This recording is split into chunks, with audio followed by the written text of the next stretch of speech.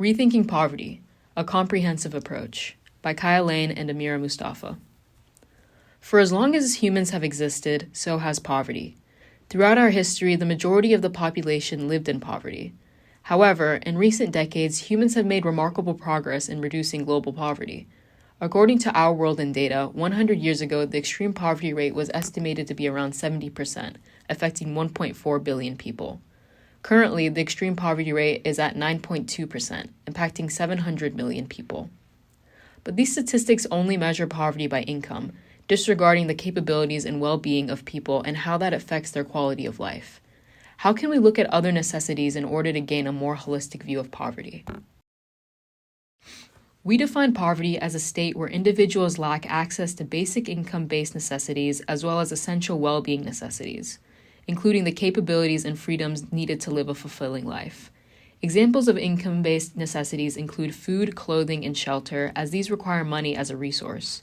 Examples of well-being necessities are social inclusion, access to education, financial literacy, and religious freedom. We believe poverty should be measured by net income and access to essential services like education, community, safety, and basic rights. Our definition was drawn from both the Supplemental Poverty Index and the Multidimensional Poverty Index.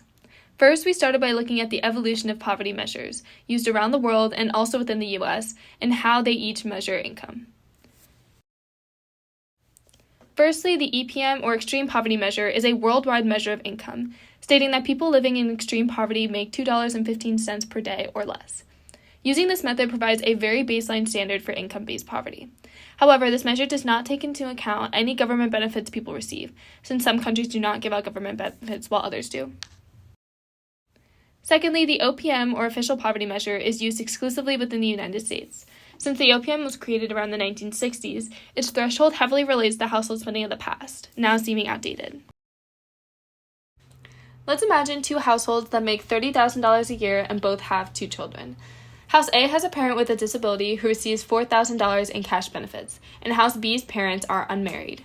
Under the EPM, which does not consider government benefits, both households are considered under the poverty line. Because of this, House A benefits from additional aid given to people below the poverty line, even if they have $34,000 in spendable income, which places them above the poverty line. Using the OPM, House B would gain significantly less government aid because they would only be considered a family of 3 as opposed to a family of 4. The SPM takes into account both household benefits received and parents, regardless of marital status, providing a more holistic and accurate view. Diving into the specifics of the SPM, it, unlike other poverty measures, does a much better job at looking at all of the money a household is actually able to use. The SPM takes into account income, government benefits such as welfare and Social Security, non-cash benefits such as SNAP, and subtracts non-discretionary expenses such as tax credits, out-of-pocket medical expenses, childcare, etc. This allows us to understand how many benefits people are receiving from the government, because many of those act essentially as extra cash that households can use. It also subtracts expenses that are necessary apart from food, clothing, shelter, such as medical expenses and childcare. This provides a much more holistic view as to what money households have and are using, and how we can take income into account in a more accurate way when looking at poverty. While the SPM does provide us with a good baseline for the income of a household, this is not all we believe is important when looking at households experiencing poverty. Income can certainly buy necessities that people often think are the most important resources, but that does not solve every facet of poverty. Nussbaum states that countries may believe that GDP can be a good proxy, and that some believe that pushes for economic growth will trickle down into other areas. However, empirical research has shown that health and education are not very robustly correlated with economic growth. This can be directly tied to individual households, because while income can support a family, it does not account for other factors that affect their well-being. Understanding whether a person is not simply surviving but is living a fulfilling life is an aspect of poverty that the SPM does not measure. We believe that the well-being of a household is as important in understanding whether a person is happy and or safe. This is why the SPM must be paired together with a poverty measure that looks at intangible necessities such as access to education, social inclusion, and bodily safety. Now, to this point, Rector has a very interesting argument on the public's perception on poverty that helps us better understand why measures of poverty look solely at income are not as helpful as others. Rector claims that people have a big misimpression about how people living below the poverty line really live and what they have access to. According to his data, households living below the poverty line have access to plenty, if not close to the same as median households, of amenities, food, and housing. We can assume that these are funded by people's income, which brings up the idea that if people living in poverty are not extremely struggling with food, amenities, and housing, why are they in poverty? By looking at Rector's argument, we can see that people may have access to material goods but still be living in poverty. This leads us to question what else is contributing to their situation. The capabilities approach, devised by Amartya Sen, argues that poverty should not be defined solely by income, but by the lack of freedoms and capabilities that people have to live a fulfilling life. According to this approach, it doesn't only matter how much money you have, but if you are able to do the things that you value. These capabilities include everything from access to education and healthcare to the freedom to participate in society. Dorothy Allison's story introduces the idea of social exclusion based on her family's socioeconomic status. We saw the effects being in poverty had on Allison, shedding light on the politics of they. This concept discusses how society often groups themselves by income or social status, placing some in the safety of the we and putting others down that are different or seen as lesser than in the they. Allison discusses how this negatively impacted how she viewed herself growing up and how she interacted with others later on in college. Even after escaping poverty, Allison continued to hide her real self from friends and relationships, showing the lasting effects society and lack of community can have. Viewing from the capabilities perspective, Allison's memoir, along with Rector's data, shows that while people in poverty might have access to basic amenities, they may still lack the necessary capabilities to live a meaningful life. Sen's approach suggests that in order to address poverty more effectively, we need to broaden our focus beyond income and look at the factors that limit people's capabilities. In doing so, we might find that the struggle isn't just about surviving, but about living. The capabilities approach is reflected in the multidimensional poverty index by measuring poverty not just in terms of income, but across multiple variables that affect people's abilities to live a fulfilling life. It uses specific thresholds like having fewer than 5 years of schooling or being malnourished to measure poverty. Resources like access to clean water, electricity, and adequate housing are also included in the assessment.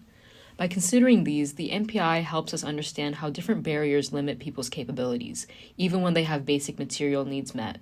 This aligns with Sen's perspective that poverty is not just about survival, but about enabling individuals to live life with dignity and opportunity. However, despite the MPI's holistic view of poverty, it has its own flaws. The MPI does not weigh income as heavily as other variables, potentially underestimating the role that financial resources play in an individual's capabilities. For example, while education and health are crucial, having sufficient income can directly impact access to better health care and educational opportunities. By downplaying the significance of income, the MPI may overlook the immediate and practical benefits that financial stability can provide, which can be crucial for escaping poverty. This is why combining the SPM with the MPI would create the most comprehensive measurement of poverty by integrating both income and capabilities. The SPM accurately captures a household's usable income by accounting for government benefits like non-cash assistance, think food stamps or housing subsidies, and subtracting non-discretionary expenses such as taxes, medical costs, and childcare. This gives a clearer picture of a household's financial resources. However, as we established, income alone cannot define and measure poverty. This is where the MPI, with its focus on capabilities, becomes crucial. By examining variables like education, health, and living standards, the MPI helps us understand how barriers beyond income limit a person's ability to live a fulfilling life. By combining the SPM's focus on financial resources with the MPI's focus on essential services and capabilities, we would create a measurement that accounts for both the material resources necessary for survival and the intangible necessities for a minimum standard of well-being. This integrated approach would provide a fuller, more accurate picture of poverty, addressing not just the lack of income, but also the absence of essential services, capabilities, and freedoms needed to live a fulfilling life. So why do we need this comprehensive approach to effectively measure poverty? Let's say you live in a rural area where the closest town is an hour away. With your annual income, the SPM states that you are impoverished and can receive government benefits such as SNAP. Even with money to buy groceries, in order to get food, you need access to a car, gas, and time off work to drive there and back. All these things are not accounted for solely through the SPM, proving that in order to bring a household out of poverty, you have to look at other factors beyond income. Now, let's imagine that you live in an urban area, where you live walking distance to hospitals, schools, and recreation centers. The MPI would say you have all the capabilities necessary to live a life that you value and the means to turn them into functions. However, although you are not classified as being impoverished, you still don't have enough money to pursue capabilities because you would be more inclined to prioritizing feeding your child over pursuing your own education. These scenarios portray why both the SPM and PI are required to measure poverty. In the rural example, not accounting for capabilities showed why only using the SPM is not enough to say someone is not impoverished. With the second scenario, not accounting for income for both necessities and capabilities shows why only using the MPI does not fully encompass every aspect of someone's well-being. However, there are still some issues with our comprehensive measurement. Households might misallocate their financial resources, like spending less on basic necessities like food or clothing and more on non-essential items like drugs or alcohol. In these cases, using income as a threshold might inaccurately reflect a household's true level of deprivation, as it doesn't account for poor financial choices or substance abuse. This suggests that even with the SPM's comprehensive approach to income, there are limits to how accurately it can track individuals' actual living conditions. Additionally, the MPI has accuracy issues when it comes to comparing data across different regions. Subjective measures like education, health, and living standards can vary significantly, leading to inconsistencies when comparing poverty levels between countries or even communities. The duality of combining the SPM with the MPI avoids these problems. The MPI captures the broader consequences of poor financial decisions or substance abuse, outcomes that financial resources alone might miss. While outliers might skew income data, the MPI can still provide insights into how these households are doing in areas of well-being. Another issue is the potential inaccuracies in the MPI's data. However, when paired with the SPM, this issue is addressed. The SPM provides a consistent, objective measure of financial resources, which helps anchors the more subjective dimensions of the MPI. By combining these approaches, the income-based SPM ensures that we have a standardized baseline of material resources, while the MPI evaluates how well households convert those resources.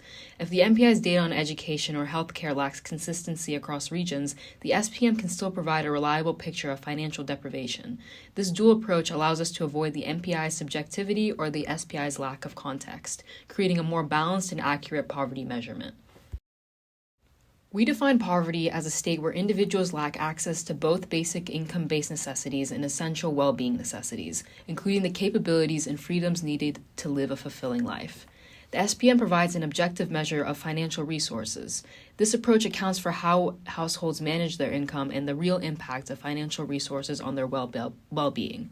The MPI complements this by evaluating non-income variables, which are crucial for overall well-being but not captured by income alone. While the MPI may face issues with subjectivity and geographical inconsistencies, integrating it with the SPM ensures that financial deprivation and capability are both considered in measuring poverty. This dual approach avoids the limitations of each measure, offering a balanced reflection of poverty.